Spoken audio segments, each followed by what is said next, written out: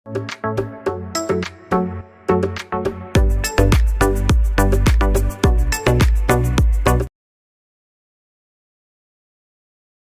Morning, ഏവർക്കും study Nifty മലയാളത്തിൻ്റെ daily market ന്യൂസിലേക്ക് സ്വാഗതം. ഇന്ന് മാർച്ച് 13 വെള്ളിയാഴ്ചയാണ്.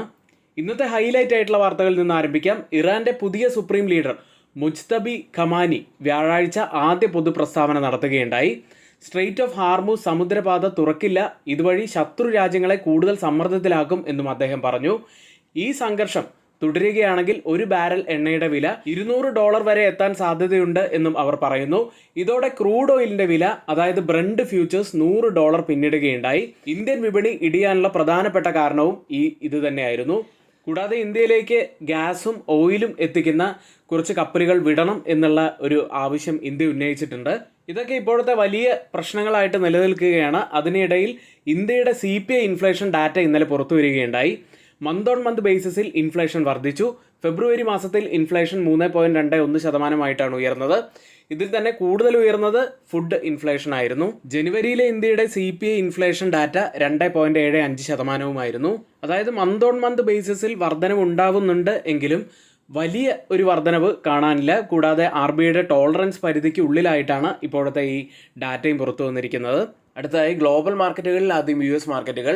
2 എണ്ണ ടാങ്കറുകളിൽ ഇറാൻ നടത്തിയ ആക്രമണങ്ങളോടുകൂടി ക്രൂഡ് ഓയിൽ വില ബാരലിന് $100 അരികെ കുതിച്ചതോടെ വ്യാഴാഴ്ച US ഓഹരി വിപണികൾ ഇടിഞ്ഞാണ് ക്ലോസ് ചെയ്തത്. ഓയിൽ പ്രൈസുകൾ കൂടുന്നത് പണപ്പെരുപ്പം കൂട്ടും എന്നുള്ള ആശങ്കയാണ് ഇടിവിന് കാരണമായത്. 3 പ്രധാനപ്പെട്ട US ഓഹരി സൂചികകളും 1.5% മുകളിൽ ഇടിഞ്ഞു. ഇറാനെതിരായ യുദ്ധം എണ്ണ വിതരണത്തിൽ ഇതുവരെ ഉണ്ടായിട്ടില്ലാത്ത ഏറ്റവും വലിയ തടസ്സം സൃഷ്ടിക്കുന്നുവെന്നും ഇത് വർദ്ധിച്ചു വരുന്ന പണപ്പെരുപ്പ സമ്മർദ്ദങ്ങളെക്കുറിച്ചും ആശങ്കകൾക്ക് ആക്കം കൂട്ടുമെന്നും അന്താരാഷ്ട്ര ഊർജ്ജ ഏജൻസി IEA മുന്നറിയിപ്പ് നൽകിയിട്ടുണ്ട്. ഇനി മാർച്ച് 17, 18 തീയതികളിലാണ് US-ൽ ഏറ്റവും വലിയ ഒരു ഇവന്റ് നടക്കുന്നത്. FOMC മീറ്റ് അന്നാണ്. ഇനി US-ൽ ലിസ്റ്റ് ചെയ്ത ഇന്ത്യൻ കമ്പനികളുടെ പ്രകടനത്തിലേക്ക് വന്നാൽ വിപ്രോയും ഇൻഫോസിസും 3% ഇടിവിലാണ് ക്ലോസ് ചെയ്യുന്നത്. പിന്നീട് ICICI ബാങ്കാണ് കൂടുതൽ നഷ്ടമുണ്ടാക്കിയത്, 1.7%. HDFC ബാങ്ക് 0.4% ഇടിഞ്ഞു. ഡോക്ടർ റെഡ്ഡി ലബോറട്ടറീസ് 1.3% ഇടിവും രേഖപ്പെടുത്തി. യൂറോപ്യൻ മാർക്കറ്റുകളിലേക്ക്. ഇന്നലെ യൂറോപ്യൻ മാർക്കറ്റുകളും താഴ്ന്ന നിലയിൽ തന്നെയാണ് ക്ലോസ് ചെയ്യുന്നത്. കെമിക്കൽ ആൻഡ് യൂട്ടിലിറ്റി സെക്ടറാണ് അവിടെ നേട്ടമുണ്ടാക്കിയത്. ബാങ്കിംഗ് ഓഹരികൾ ഇടിയുകയുണ്ടായി. ഏഷ്യൻ വിപണിയിലേക്ക്. മിഡിൽ ഈസ്റ്റ് സംഘർഷം കൂടുതൽ രൂക്ഷമാകുന്ന ഈ സാഹചര്യത്തിൽ വീണ്ടും ഏഷ്യൻ വിപണികൾ ഇന്ന് ഇടിഞ്ഞു തന്നെയാണ് ഓപ്പൺ ചെയ്തിരിക്കുന്നത്. ജപ്പാൻ മാർക്കറ്റ് നിക്കി 1.25% ഇടിവിൽ ട്രേഡ് ചെയ്യുന്നു. കോസ്പി മാർക്കറ്റ് 2% ഇടിവിലാണ് ട്രേഡ് ചെയ്യുന്നത്. ഇന്നലത്തെ ക്ലോസിംഗ് വെച്ച് നോക്കുകയാണെങ്കിൽ ഗിഫ്റ്റ് നിഫ്റ്റി ഇപ്പോൾ ഉള്ളത് 23,494.50 എന്ന നിലയിലാണ്. 222.50 പോയിന്റ്സ് ഇടിഞ്ഞാണ് ഇന്നലെ ഗിഫ്റ്റ് നിഫ്റ്റി ക്ലോസ് ചെയ്തിരിക്കുന്നത്. അതായത് 234 പോയിന്റ്സിന്റെ ഒരു ഗ്യാപ് ഡൗൺ ഓപ്പണിങ്ങിനാണ് ഇന്ന് നമുക്ക് സാധ്യത കാണുന്നത്. ഇനി ഗോൾഡ് പ്രൈസുകൾ ഇന്നലെ 1% ഇടിവാണ് ഉണ്ടാക്കിയത്. ഇന്നലെ ക്ലോസ് ചെയ്തിരിക്കുന്നത് 1,18,960 എന്ന നിലയിലായിരുന്നു. ഇനി ക്രിപ്റ്റോ കറൻസിയിലേക്ക് വന്നാൽ ബിറ്റ് കോയിൻ 1% മുകളിൽ നേട്ടത്തിലാണ് ക്ലോസ് ചെയ്യുന്നത്. $71,000 ട്രേഡ് ചെയ്യുന്നത്. ഇനി എൻ്റെ ഓരോ പ്രിയ സുഹൃത്തുക്കൾക്കുമായിട്ട് ഇന്നത്തെ ചോദ്യം നമുക്കൊന്ന് പറയാം. എല്ലാവരും കമൻറ്റ് ചെയ്യാൻ ശ്രമിക്കുക. ഇപ്പോഴത്തെ ഈ മിഡിൽ ഈസ്റ്റ് വാർ കാരണം ഗുണം ലഭിക്കാൻ സാധ്യതയുള്ള ഒരു സെക്ടറിനെ കുറിച്ച് നമ്മളിവിടെ പറയുന്നുണ്ട്. നിങ്ങളുടെ അഭിപ്രായത്തിൽ ഏത് സെക്ടറിനായിരിക്കും ഇപ്പോഴത്തെ ഈ യുദ്ധം കൂടുതൽ ഗുണം ചെയ്യുക എന്ന് നിങ്ങളുടെ അഭിപ്രായങ്ങൾ ഇവിടെ പങ്കുവയ്ക്കാൻ ശ്രമിക്കുക. അത് കമൻ്റായിട്ടൊന്ന് രേഖപ്പെടുത്തുക. ഇനി നമ്മുടെ ഈ വീഡിയോയ്ക്ക് ആരെങ്കിലും ലൈക്ക് ചെയ്യാൻ മറന്നു പോയിട്ടുണ്ടെങ്കിൽ ദയവ് ചെയ്ത് ആ ലൈക്ക് ബട്ടൺ ഒന്ന് ക്ലിക്ക് ചെയ്യുക. ചാനൽ സബ്സ്ക്രൈബ് ചെയ്യാത്തവർ ഇപ്പോൾ തന്നെ ചാനൽ സബ്സ്ക്രൈബ് ചെയ്യുക. ഇപ്പോൾ എല്ലാ സെക്ടറുകളും വലിയ പ്രതിസന്ധിയിലൂടെയാണ് കടന്നു പോകുന്നത്. പ്രത്യേകിച്ച് ഓയിലിൻ്റെയും ഗ്യാസിൻ്റെയൊക്കെ ക്ഷാമം ഒരുപാട് സെക്ടറുകളെ ബാധിക്കുന്നുണ്ട്. പക്ഷേ ഇപ്പോഴത്തെ ഈ സംഘർഷം കാരണം ഗുണം ലഭിക്കുന്ന ഒരു സെക്ടറിനെ കുറിച്ചാണ് ഇനി പറയുന്നത്. റിന്യൂവബിൾ എനർജി സ്റ്റോക്കുകളാണവ. വ്യാഴാഴ്ച വളരെ ശക്തമായിട്ടുള്ള ഉയർച്ചയാണ് സ്റ്റോക്കുകളിൽ കാണാൻ കഴിഞ്ഞത്. ഇന്നലെ നിഫ്റ്റി 1% ഇടിഞ്ഞപ്പോഴും റിന്യൂവബിൾ എനർജി സ്റ്റോക്കുകൾ ശക്തമായിട്ടുള്ള ഉയർച്ചയാണ് കാണിച്ചത്. NTPC green energy 11.8%, Solex energy 11.9%, KPI green energy 8.9%, Saatvik green energy 3.7% എന്നിങ്ങനെയാണ് നേട്ടം കൈവരിച്ചത്. ഇതുകൂടാതെ മറ്റ് ചില സ്റ്റോക്കുകളും നേട്ടമുണ്ടാക്കിയിരുന്നു. Servotech renewable power systems 4.3%, ACME solar holdings 4.4%, Inox wind 1.5%, Suzlon energy, Vikram solar, Indian renewable energy development agency എന്നിവ 2 മുതൽ 3% നേട്ടവും ഉണ്ടാക്കിയിരുന്നു. ഇപ്പോഴത്തെ ഈ സ്റ്റോക്കുകളുടെ റാലിക്ക് പിന്നിലുള്ള കാരണം നോക്കി കഴിഞ്ഞിട്ടുണ്ടെങ്കിൽ ബ്രന്റ് ക്രൂഡ് ഏകദേശം $100 സമീപത്തായിട്ടാണുള്ളത്. ഹാർമൂസ് കടലെടുക്കിന് സമീപമുള്ള ആക്രമണങ്ങളും ഷിപ്പിംഗ് തടസ്സങ്ങളും കാരണം എണ്ണ വിതരണ ആശങ്കകൾ ഉയർന്നു. എണ്ണവില കൂടുതലായി ഇങ്ങനെ ഉയരുമ്പോൾ സോളാർ ആൻഡ് വിൻഡ് എനർജി കൂടുതൽ ആയി ആകർഷകമാകുന്നു. അതുകൊണ്ട് തന്നെ ഇൻവെസ്റ്റർമാർ റിന്യൂവബിൾ അല്ലെങ്കിൽ സോളാർ ആൻഡ് വിൻഡ് എനർജിയിലേക്ക് അവരുടെ ഇൻവെസ്റ്റ്മെൻറ്റ് ഷിഫ്റ്റ് ചെയ്യുന്നു എന്നുള്ള സൂചനയാണ് നമുക്കിവിടെ കിട്ടുന്നത്. ഏതായാലും വരുന്ന ദിവസങ്ങളിലും ഈ സ്റ്റോക്കുകളൊന്ന് ഫോക്കസിൽ വെക്കുന്നത് നല്ലതാണ്. ഈ സ്റ്റോക്കുകളുടെ പേരൊന്നും ഇവിടെ പറഞ്ഞത് ഒരു റെക്കമെൻഡേഷൻ അല്ല, നിങ്ങളുടെ എഡ്യൂക്കേഷണൽ പർപ്പസിന് വേണ്ടി ഒന്ന് ഷെയർ ചെയ്യുന്നു എന്ന് മാത്രം. മറ്റൊരു മുഖ്യമായിട്ടുള്ള വാർത്ത കൂടിയുള്ളത്, അമേരിക്ക വീണ്ടും പുതിയ ട്രേഡ് അന്വേഷണം ആരംഭിച്ചു കഴിഞ്ഞു. ഡൊണാൾഡ് ട്രംപിന്റെ ഭരണകൂടം ഇന്ത്യ, ചൈന, യൂറോപ്യൻ യൂണിയൻ ഉൾപ്പെടെ 16 രാജ്യങ്ങൾക്കെതിരെ പുതിയ സെക്ഷൻ 301 ട്രേഡ് പ്രോബ് പ്രഖ്യാപിച്ചു. അമേരിക്കയുടെ ആരോപണം എന്തെന്ന് വെച്ചാൽ ഈ രാജ്യങ്ങൾ ചില മേഖലകളിൽ ആവശ്യത്തിനും കൂടുതലായി ഉൽപ്പാദനം നടത്തുന്നു, അതായത് എക്സസ് മാനുഫാക്ചറിങ് കപ്പാസിറ്റി ചെയ്യുന്നു. അതിനാൽ ആ ഉൽപ്പന്നങ്ങൾ വലിയ തോതിൽ അമേരിക്കയിലേക്ക് എക്സ്പോർട്ട് ചെയ്യുന്നു. ഇത് അമേരിക്കൻ കമ്പനികൾക്ക് ദോഷം ചെയ്യുന്നു എന്നതാണ് അവരുടെ ആരോപണം. ഇന്ത്യക്കെതിരായിട്ട് ചില മേഖലകളായി പറയുന്നത് സോളാർ മോഡ്യൂളുകൾ, പെട്രോ കെമിക്കൽസ്, സ്റ്റീൽ തുടങ്ങിയവയാണ്. ഒരുപക്ഷെ ഇന്ത്യക്കെതിരായിട്ടുള്ള താരിഫ് 25% വരെയൊക്കെ ഉയർത്താനുള്ള ഒരു സാധ്യതയുമുണ്ട്.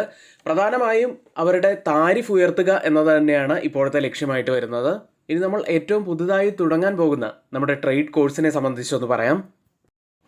ഒരു ചോദ്യം ചോദിക്കട്ടെ, ട്രേഡിംഗ് ഒരു കരിയർ ആക്കാൻ ആഗ്രഹിക്കുന്നുണ്ടോ നിങ്ങൾ? പക്ഷേ ഒരുപാട് സ്ഥലങ്ങളിൽ നിന്നും പരിമിതമായ അറിവ് കൊണ്ട്, സോഷ്യൽ മീഡിയ ടിപ്പുകൾ കൊണ്ടും ശരിയായ റിസ്ക് മാനേജ്മെന്റ് ഇല്ലാത്തതും കൊണ്ട് നഷ്ടം സംഭവിക്കുന്നുണ്ടോ? ഇപ്പോഴിതാ സ്റ്റഡി നിഫ്റ്റി മലയാളം ബിഗിനേഴ്സിനായി ബേസിക് മുതൽ അഡ്വാൻസ്ഡ് വരെയുള്ള കോഴ്സ് ഏതാനും ദിവസങ്ങൾക്കകം ആരംഭിക്കാൻ പോവുകയാണ്. NISM equity derivative and research അനലിസ്റ്റിൻ്റെ ക്ലാസ്സുകളാണ് ഉണ്ടായിരിക്കുക. 10,000 രൂപയാണ് ഫീസായിട്ട് വരുന്നത്. NRIസിനും സൗകര്യപ്രദമായ സമയത്തായിരിക്കും ക്ലാസ്സുകൾ ഉണ്ടായിരിക്കുക. പരിമിതമായ സീറ്റുകൾ മാത്രമേ ഉള്ളൂ. അതുകൊണ്ട് പെട്ടെന്ന് തന്നെ എല്ലാവരും നിങ്ങളുടെ സീറ്റുകൾ റിസർവ് ചെയ്യാൻ ശ്രമിക്കുക. ബന്ധപ്പെടേണ്ട നമ്പർ 7200822228. ഇന്നത്തെ പ്രധാനപ്പെട്ട കുറച്ച് സ്റ്റോക്ക് ന്യൂസുകളിലേക്ക്. ആദ്യം കൽപ്പതാരു ലിമിറ്റഡ് എന്ന സ്റ്റോക്ക് അന്തേരി വെസ്റ്റിലെ റീഡെവലപ്മെന്റ് പദ്ധതിയുമായി 1400 കോടി രൂപ വില വരുന്ന കരാർ കമ്പനി സ്വന്തമാക്കി. അടുത്ത് JK ലക്ഷ്മി സിമന്റ് ആണ്. ആസാമിലെ ജയ്പഹർ ലൈംസ്റ്റോൺ ബ്ലോക്ക് A&B എന്ന ഖനന ബ്ലോക്കിന്റെ പ്രിഫേർഡ് ബിഡറായി കമ്പനിയാണ് തിരഞ്ഞെടുക്കപ്പെട്ടത്. കമ്പനിയെ സംബന്ധിച്ച് മറ്റൊരു പോസിറ്റീവായിട്ടുള്ള വാർത്ത കൂടിയുള്ളത്, NISM സിമെന്റ് എന്ന കമ്പനിയിൽ 77.96 ഓഹരികൾ കമ്പനി ഏറ്റെടുക്കുന്നതിനായിട്ട് ബോർഡ് അനുമതി നൽകിയിരിക്കുന്നു. അടുത്ത മാക്സ് ഫിനാൻഷ്യൽ സർവീസസ് ആണ്. കമ്പനി 2000 കോടി രൂപ വരെ ഫണ്ട് സമാഹരിക്കാൻ ബോർഡ് അനുമതി നൽകി. QIP ക്വാളിഫൈഡ് ഇൻസ്റ്റിറ്റ്യൂഷൻ പ്ലേസ്മെന്റ് അല്ലെങ്കിൽ മറ്റ് മാർഗങ്ങളിലൂടെ ആയിരിക്കും കമ്പനി ഫണ്ട് സമാഹരിക്കുക. അടുത്ത മനോരമ ഇൻഡസ്ട്രീസ് ആണ്. കമ്പനി 500 കോടി രൂപ വരെ ഫണ്ട് സമാഹരിക്കാൻ ബോർഡ് അനുമതി നൽകി. Equity shares, non convertible debenture instruments, warrants തുടങ്ങിയവ വഴി QIP ഉൾപ്പെടെ വിവിധ മാർഗങ്ങളിലൂടെയാണ് ഫണ്ട് സമാഹരിക്കുക. അടുത്തത് നെക്ടർ ലൈഫ് സയൻസസ് എന്ന കമ്പനിയാണ്. കമ്പനി അതിൻ്റെ അനുബന്ധ സ്ഥാപനമായ അവൻസിസ് എക്സ്പോർട്സിന് 100 കോടി രൂപ വരെ ഇന്റർ കോർപ്പറേറ്റ് ലോൺ നൽകാനുള്ള കരാറിൽ ഒപ്പുവെച്ചു. ഇനി ബാലാജി അമിനീസ് എന്ന കമ്പനിയാണ്. മിഡിൽ ഈസ്റ്റ് യുദ്ധത്തെ തുടർന്ന് അമോണിയ ലഭ്യത വളരെയേറെ കുറഞ്ഞിരിക്കുന്നു. അമോണിയ നിർമ്മാണത്തിൽ ആവശ്യമായ LNG സപ്ലൈ കുറയുന്നതിനാൽ പല നിർമ്മാതാക്കളും സപ്ലൈ നൽകാൻ കഴിയാത്ത സ്ഥിതിയിലാണ്. ഇതുകൊണ്ട് തന്നെ കമ്പനിയുടെ പല പ്ലാന്റുകളും അടച്ചിടലിൻ്റെ വക്കിലാണ്. ഇന്ന് F&O സെഗ്മെന്റിൽ ബാനായ സ്റ്റോക്കുകൾ സെയിൽ, സമ്മൻ ക്യാപിറ്റൽ തുടങ്ങിയവയാണ്. അടുത്തായി FIDA ആക്ടിവിറ്റിയിലേക്കാണ്. FIS ഇന്നലെ 7050 കോടി രൂപയ്ക്കാണ് സെല്ല് ചെയ്തിരിക്കുന്നത്. DIS ആവട്ടെ 7450 കോടി രൂപയ്ക്ക് ബൈ ചെയ്തിരിക്കുന്നു. ഇന്ന് നമ്മൾ നിഫ്റ്റിയിലും ബാങ്ക് നിഫ്റ്റിയിലും ശ്രദ്ധിക്കേണ്ട പ്രധാനപ്പെട്ട കുറച്ച് കാര്യങ്ങളിലേക്ക്. നിഫ്റ്റിയിൽ ഇന്നലെ വലിയൊരു ഇടിവ് തന്നെയാണ് കണ്ടത്. 1% ഇടിഞ്ഞു. 23,639 ക്ലോസ് ചെയ്യുന്നത്. നിഫ്റ്റിയിൽ ഇന്നലെ നമ്മൾ പറഞ്ഞ പ്രധാനപ്പെട്ട സപ്പോർട്ട് സോൺ എന്ന് പറഞ്ഞ ആ ഒരു സോണിന് താഴെയായിട്ടാണ് നിഫ്റ്റി ഇന്നലെ ക്ലോസിംഗ് വെച്ചിരിക്കുന്നത്. നിഫ്റ്റിയിൽ ഹയർ ലെവലിൽ നല്ല സെല്ലിംഗ് പ്രഷർ കാണിച്ച ഒരു ക്യാൻഡിലായിരുന്നു ഇന്നലെ ഫോം ആയത്. നിഫ്റ്റിയിൽ ഇനി വളരെ ക്രൂഷ്യൽ ആയിട്ടുള്ള ഒരു സോണായി കാണാൻ കഴിയുന്നത് ഡൗൺ സൈഡിൽ 21,750 മുതൽ 21,960 വരെയുള്ള ആ ഒരു സോണാണ്. നിഫ്റ്റിയുടെ ഇപ്പോഴത്തെ നെഗറ്റിവിറ്റി ആയിട്ട് നമുക്ക് കാണാൻ കഴിയുന്നത് ഇപ്പോഴും നിഫ്റ്റിയിൽ ലോവർ ഹൈ ലോവർ ലോ ഫോർമേഷനാണ് ഫോം ആയിക്കൊണ്ടിരിക്കുന്നത്. ഇപ്പോൾ നിരവധി വീക്ക്നെസ്സുകളാണ് നമ്മുടെ മാർക്കറ്റിനെയൊക്കെ സംബന്ധിച്ചുള്ളത്. പ്രത്യേകിച്ച് ഇന്നലെ വീണ്ടും ബ്രന്റ് ക്രൂഡ് $100 പിന്നിട്ടിരുന്നു.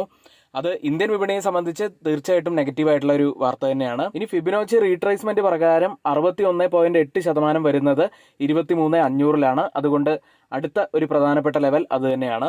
ഇനി ഡൗൺ സൈഡിൽ നമ്മൾ ശ്രദ്ധിക്കേണ്ട മറ്റൊരു ലെവൽ കൂടിയുണ്ട്. 22,928 മുതൽ 23,210 വരെയുള്ള ഈ ഒരു ബുള്ളിഷ് ഗ്യാപ്പ് ഏരിയ കഴിഞ്ഞ ഏപ്രിൽ 15 ഫോം ചെയ്തതാണ്. ഈ ഒരു ബുള്ളിഷ് ഗ്യാപ്പ് ഏരിയ കൂടി ഫിൽ ചെയ്യാനുണ്ട്. ഏതായാലും ഓവറോൾ ട്രെൻഡ് വളരെ വീക്കായി തന്നെ തുടരുകയാണ്. ഇനി നിഫ്റ്റിയെ സംബന്ധിച്ച് ഒരു റെസിസ്റ്റൻസ് ആവാൻ സാധ്യതയുള്ളത് 24,000, സപ്പോർട്ട് ആവാൻ സാധ്യതയുള്ളത് 23,500. അടുത്തായി ബാങ്ക് നിഫ്റ്റിയിലേക്ക് 55,101 635 പോയിന്റ്സ് ഇടിഞ്ഞാണ് ബാങ്ക് നിഫ്റ്റി ക്ലോസ് ചെയ്യുന്നത്. ബാങ്ക് നിഫ്റ്റിയിൽ ഒരു ഗ്രീൻ ക്യാൻഡിലാണ് ഫോം ആയതെങ്കിലും ഹയർ ലെവലിൽ നല്ല സെല്ലിംഗ് പ്രഷർ കാണിക്കുന്ന ഒരു ക്യാൻഡിൽ തന്നെയായിരുന്നു. ഡൗൺ സൈഡിൽ വളരെ പ്രധാനപ്പെട്ട ഒരു സോൺ തന്നെയാണ്. ഈ ഒരു സോണിൽ നിന്നും ഒരുപക്ഷെ ഒരു റിവേഴ്സലാണ് വരുന്നത് എങ്കിൽ നമുക്ക് നല്ലൊരു പോസിറ്റിവിറ്റി ആയിട്ട് അതിനെ കാണാം. ഒരുപക്ഷെ ഇതിന് ഈ ഒരു സോണിന് താഴെയായിട്ടാണ് ക്ലോസിംഗ് വെക്കുന്നതെങ്കിൽ വീണ്ടും ബിയറിഷ്നെസ് നമുക്ക് ബാങ്ക് നിഫ്റ്റിയിൽ കാണാൻ കഴിയും. ബാങ്ക് നിഫ്റ്റിയെ സംബന്ധിച്ച് റെസിസ്റ്റൻസ് ആവാൻ സാധ്യതയുള്ളത് 56,000, സപ്പോർട്ട് ആവാൻ സാധ്യതയുള്ളത് 55,000.